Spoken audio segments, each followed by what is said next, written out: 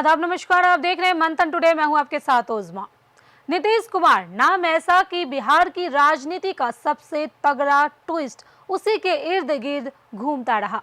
कभी दिल्ली जाते जाते पटना में ब्रेक लगाना, कभी गठबंधन को हिलाकर जनता को चौंका देना और कभी दोबारा उसी गठबंधन में लौट आना। 2025 के विधानसभा चुनाव आते आते एक बात तो साफ हो गई, यह आदमी कभी थकता नहीं। एनडीए का झंडा फिर से कंधे पर, जेडीयू बीजेपी सीट बराबर और नीतीश फिर मैदान में। जैसे क्रिकेट में आखिरी ओवर में भी बॉलर वही हो जो सबसे भरोसेमंद हो। लेकिन आज की कहानी चुनावी वादों, बड़ी रैलियां या पोस्टर की नहीं, पुरानी मिट्टी की खुशबू से निकली है। जब राजनीति सिर्फ कुर्सी का खेल नहीं था, बल्कि इमोशन, विश्वास और घर की गुल्लक तक की आहट थी। 1985 वो साल जब राजनीति नीतीश के लिए या तो उड़ान थी या फिर अंतिम विदाई।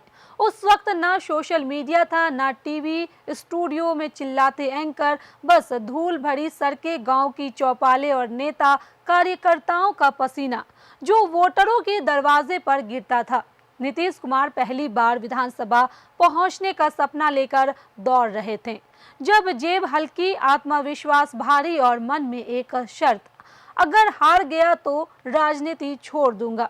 ये लाइन किसी भाषण में बोली गई घोषणा नहीं थी, बल्कि घर की चार दीवारी में अपनी पत्नी मंजू से किया गया वादा था। अब कहानी का सबसे दिल छू जाने वाला मोड़, चुनावी खर्च। आज भले करोड़ों उड़ाते दिखते हों, तब 20,000 रुपए ही बहुत थे।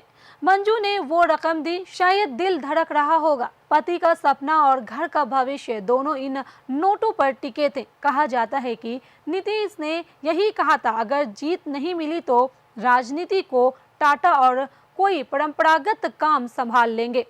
सोचिए, बिहार का वो आदमी जो आज तक सियासत की पिच पर डटा है, कभी लकड़ी, किराना या खेती पेशा जैसी जिंदगी के बारे में सच में सोच चुका था। चुनाव आया तो हवा साधारण नहीं थी। बूथ कब्जाने वाला दौर, दंड भेद वाली राजनीति, जहां आदर्श पतंग की तरह आसमान में उड़ते थे लेकिन जमीन पर तलवारें चमकती थी।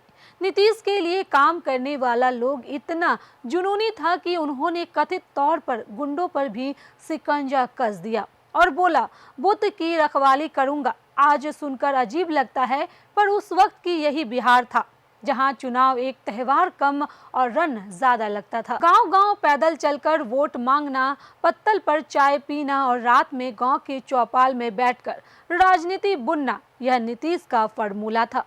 भाषण में तीखापन नहीं, पर आंखों में सच्चाई और चेहरे पर वही चिर परिचित मुस्कान। लोग कहते हैं ये लड़का ईमानदार लग रहा है।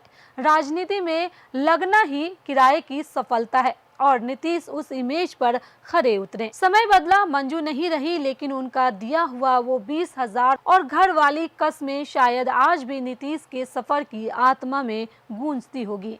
आज जेडीयू फिर कमर कस चुकी है। बीजेपी संग कुर्सी की लड़ाई बराबर हिस्सेदारी में तय है और नीतीश वही पुराने अंदाज में तैयार। कम बोलो, सही समय का इंतजार करो और सबको चौंका दो। 6 नवंबर को पहला मतदान, 11 नवंबर को दूसरा और 14 को नतीजा। बिहार फिर देखेगा राजनीति केवल रणनीति नहीं, कभी कभी घरेलू सपनों का उधार भी होता है और नीतीश की कहानी इसका सबसे जीवंत सबूत है। कभी 20,000 उधार लेकर चलने वाला लड़का आज भी कुर्सी नहीं, किस्मत और कौशल से चलता है।